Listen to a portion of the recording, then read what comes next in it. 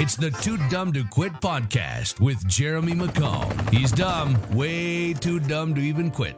So, he has his own podcast now. Happy Tuesday and welcome to the 2Dumb2Quit podcast.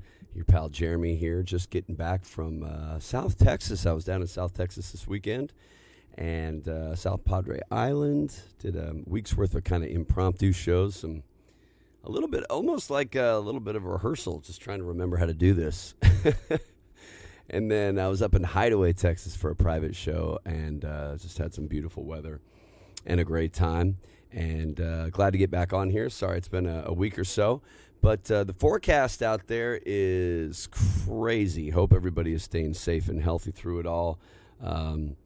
And while, I don't want to comment or get into the political realm of humanity and the things that are happening right now in the world, but I do want to address a certain way of thought that's happening, I think, and that kind of goes along with some of the circumstances. There are businesses out there that their business is controversy. Their currency is shock and outrage, fear-inducing, belief-mongering bullshit that is enacted to make you pick a side. It's a 24-hour news cycle of a type of negative, fatalistic porn almost, and it's just a constant image and audio of distraction, controversy, political sabotage, one way or the other, injustice, all of the things in the world that inflame our emotions, that trigger those things in our body to react negatively to a headline or to a person or a political party, inciting people, and that is the business. That's their currency.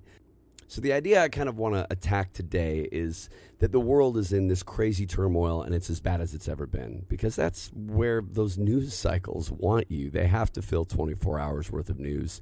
And I haven't seen a lot of news or things in the press from peaceful protests with citizens and police officers praying together with people of all colors and backgrounds in silence, holding hands. That's just too powerful. And that's my focus kind of on today's podcast.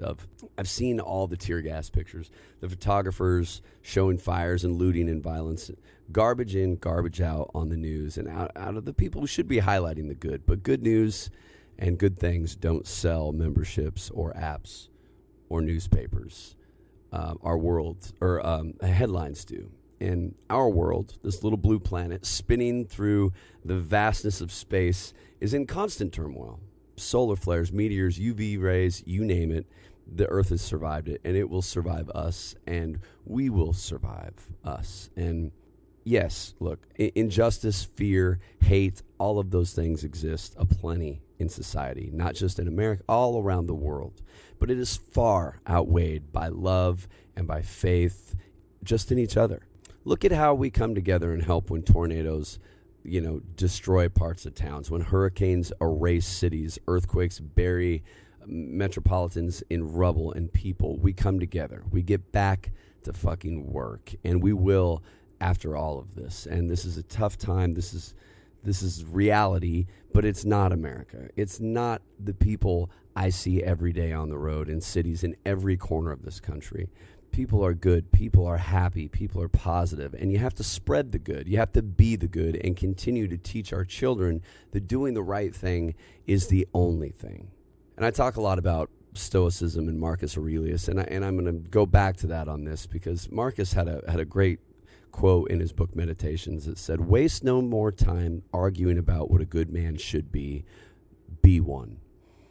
And in times of turmoil and unrest, the ancient Stoics turned to finding meaning and opportunity in the madness, in the chaos. And there's opportunity in all misfortune and hardships to make ourselves better, to be a better version of ourselves for our family and for our children. And if I were to read you this headline, "A bloody war, racial unrest, and riots in the streets," you might assume that it's a headline from today's 24-hour news cycle, but it's actually from 1968. And it was the year that shattered a fragile consensus that had shaped the American society since the end of World War II. It was a year when assassinations ended, the last hope of a nonviolent civil rights movement, the creation of biracial political coalitions, The 1968 witnessed the coming of age of a baby boom generation that 76 million Americans were born between 1946 and 1964 who rebelled against tradition and all forms of conformity, and it forged, for better or worse, the world that we're living in today. And the 60s began with hope and optimism, and policymakers and intellectuals celebrating the dawn of a new age, and the fragile harmony quickly began to fray. Young Americans took to the streets to protest President Johnson's decision to escalate the war in Vietnam. African Americans had marched to end the Southern system of Jim Crow. Women fought against gender stereotypes that confined them to the roles of housewives. Hippies questioned the cultural assumptions that informed American life. And these political and cultural resentments simmering beneath the surface of American society exploded in 1968. And nearly every week was producing news of another big, earth-shattering, we're never going to be the same event. People believed it would never get better, but it did. People found opportunity in the chaos, in the madness, to bring change and inspire people to lead by example. And now that's what we're being caused to do again, to lead our children by example. Berating politicians, police, left or right-wing politics, etc. It's just teaching them that moving forward instead of finding the opportunity to teach, finding our own ability to learn and listen, to shout the good news, to be the good news for our communities, for our neighborhoods. And if everyone was doing that, together we can protect each other with friendship and love. And this is not easy, obviously, but teaching our children freedom of thought and to make decisions on their own. And these times are trying, but it's important to remember that they are fleeting. Just like the minutes are running off of our clocks as we speak, our own lives are slipping through the hourglass right now as we sit here, remembering our mortality of memento mori, remembering we will die, remembering we will all meet our end here on this planet, and that all we have is right now in this moment and each other and how we react. And I wanted to share something I do every night before I go to sleep. This is I learned this through the Stoic philosophy, and it's about the importance of making sure the books are balanced and checked every day on our own lives. So at night, as I lay down, I run through the events of the day and my reactions, and some of them I'm happy with how I reacted, and some of them I'm not happy with how I reacted. And sometimes I think, I could have handled that better, so I make a mental note. Do I owe somebody an apology? Yes? Okay, then I do it right then. If I need to go tell my wife I'm sorry how I reacted earlier today, I didn't really understand what we were saying, I was frustrated, I let them know right then. If I owe my son or my daughter an apology, whatever it is, I do it right then. I make it right at the end of the day if I wasn't happy with the reaction, and then I let it go. I don't dwell on the mistakes I made today. I do my best to make the mental note, to react better, to use more temperance and patience when I act out of haste. And then I remind myself I'm only here for a little bit, and really to focus on what truly matters. I forgive myself for my errors and I move on. That's something that I never did before. It was very hard for me to practice, but with practice and doing it, forgiving myself for the mistakes that I made and moving on. Forgetting the mistakes that I made, but keeping the lessons. So if we're blessed to wake up tomorrow morning, you remember the lesson and you practice again to be better, to demand the best of myself at all times, and to stop the bullshit talk about being a better human or what it is to be a good person, and just being one, being the best version of ourselves that we can possibly be. Action is what matters. Our reactions are what we can control. So focus on that.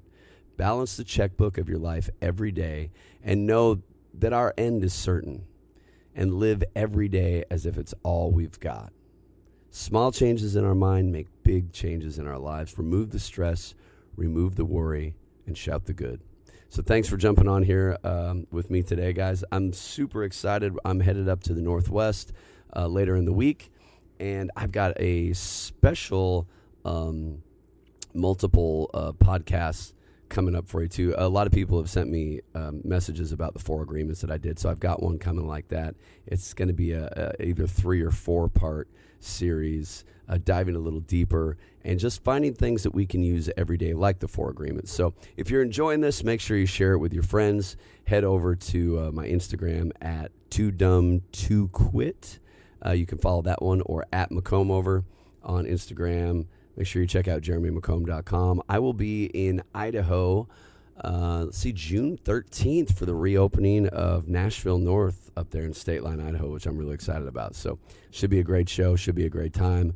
And also very excited to be bringing you guys updating the podcast. We're working on stuff right now to get the video, to get the whole channel up, and the new website where you'll be able to stay up to date with all this stuff. We're going to have merch and swag and all that good stuff. So if you're enjoying it today, shout the good, spread it with a couple of your friends, and can't wait to see you guys out on the road very soon. Take care of yourselves and each other, and shout the good, people.